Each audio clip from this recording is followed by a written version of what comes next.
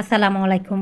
আবারও স্বাগতম জানাচ্ছি আরও একটি পিঠাপুলির রেসিপি নিয়ে। কাল মানে হচ্ছে পিঠাপুলির ধুম। তার মাঝে যদি এই ধরনের গ্রাম বাংলার ঐতিহ্য অনুযায়ী এই ধরনের ক্ষীরসাগর, দুই ধরনের পাটিসাপটা পিঠা এক রেসিপিতে যদি হয় তাহলে তো কথাই নেই। এই শীতের আমেজকে আরও দ্বিগুণ স্পেশাল করতে আজ আমি আপনাদের সাথে শেয়ার করছি দুই ধরনের দেশীয় স্টাইলে অল্প সময়ে সহজভাবে দুই ধরনের ক্ষীরসা পুরে ভরা পাটিসাপটার পিঠা।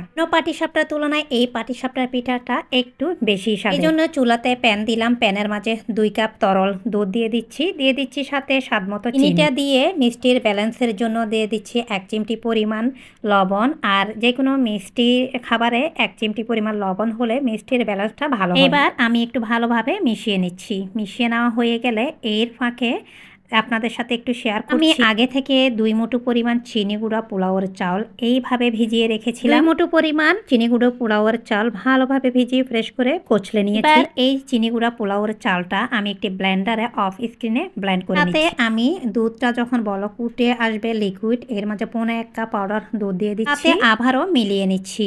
এই সময় চুলার জালটা একটু কমিয়ে রাখবেন। আর এবার ব্লেন্ড করা সে চিনি গুঁড়া পোলাওয়ের চালটা দিয়ে দিচ্ছি। তাতে দিয়ে দিচ্ছি 2 টেবিল চামচ পরিমাণ সুজি। এই সুজিটা দিয়ে এরপর আবারও ভালোভাবে মিশিয়ে নিচ্ছি। মিশিয়ে নেওয়া হয়ে গেলে মোটামুটি চুলার জালটা কমিয়ে পাটিসাপটা পিঠার ভেতরের পুর অথবা ক্ষীরসাটা আমরা রান্না করে নিচ্ছি। যখন মোটামুটি মাখা মাখা হয়ে আর দেখা যাবে চিনি গুঁড়া পোলাওয়ের চালটা ফুটে এসেছে, তখন 1 টেবিল চামচ পরিমাণ ঘি দিয়ে ভালোভাবে চুলা থেকে নামিয়ে নিব। এই ক্ষীরসাটা আর বেশি ঘন করা যাবে না, কারণ এটা ঠান্ডা হলে আরও একটু ঘন হবে। আমরা পাটিসাপটা পিঠার রুটির জন্য একটা ব্যাটার তৈরি করে নিচ্ছি। জন্য একটি মিক্সিং বোল, এর মাঝে 1 কাপ ময়দা, 1 কাপ পরিমাণ চালের আটা দিয়ে দিচ্ছি। এখানে আমি শুকনা যে চালের আটা বাজার থেকে কিনতে পাওয়া যায় সেটাই ব্যবহার করছি। সাথে স্বাদমতো লবণ দিয়ে ভালোভাবে মিশিয়ে নিচ্ছি। ভালোভাবে মিশিয়ে নেওয়া হয়ে গেলে এর মাঝে একটা ডিম আর রুম টেম্পারেচারে থাকা পানি দিয়ে এইবার মোটামুটি একটা ব্যাটার তৈরি করে নিচ্ছি। তো আমরা আজকের এই পাটিসাপটা পিঠা বা রুটির জন্য আমরা শুকনা চালের আটা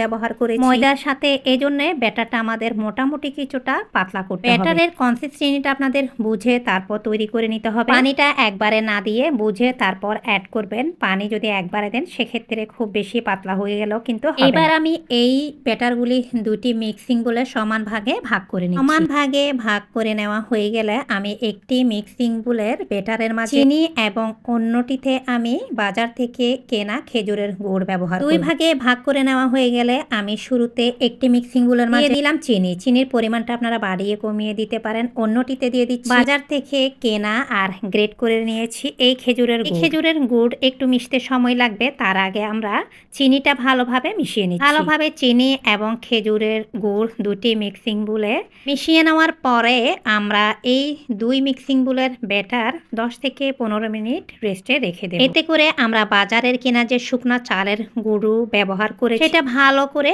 পানিটা স্যুপ করে নেবে। আর যদি এরই মধ্যে মনে হয় যে না আমাদের এই পাটিসাপটার ব্যাটারটা একটু ঘন হয়ে গিয়েছে, সেখানে আরো কিছুটা পানি অ্যাড করা যাবে। এই তো কথা বলতে বলতে 10 থেকে 15 মিনিট পরে আমরা ফিরে আসলাম। এখানে দেখতে পাচ্ছেন ব্যাটারের কনসিস্টেন্সিটা দেখতে ঠিক এরকম হবে। দেখতে মনে হচ্ছে খুব বেশি পাতলা, কিন্তু না। যখন আপনারা প্যানের মাঝে এই ব্যাটারটা দিবেন কিন্তু বুঝতে পারবেন এর ঘনত্বটা পারফেক্ট ছিল। এইবার চুলাতে আমি একটি প্যান দিলাম। প্যানের মাঝে আমি কিছুটা তেল একটি টিস্যুতে এইভাবে নিয়ে চারপাশে যতটা সম্ভব মুছে দিচ্ছি। এতে করে আমাদের পাটিসাপটা পিঠাটা আর লেগে যাবে না। তো এরই মাঝে কথা বলতে বলতে আমরা প্রথম পিঠাটা তৈরি করে নিচ্ছি। আর প্রথম পিঠাটা আমি তৈরি করছি খেজুরের গুড় দিয়ে, যে ব্যাটারটা আমরা তৈরি করেছিলাম পাটিসাপটা পিঠা অথবা রুটির জন্য সেই ব্যাটারটার।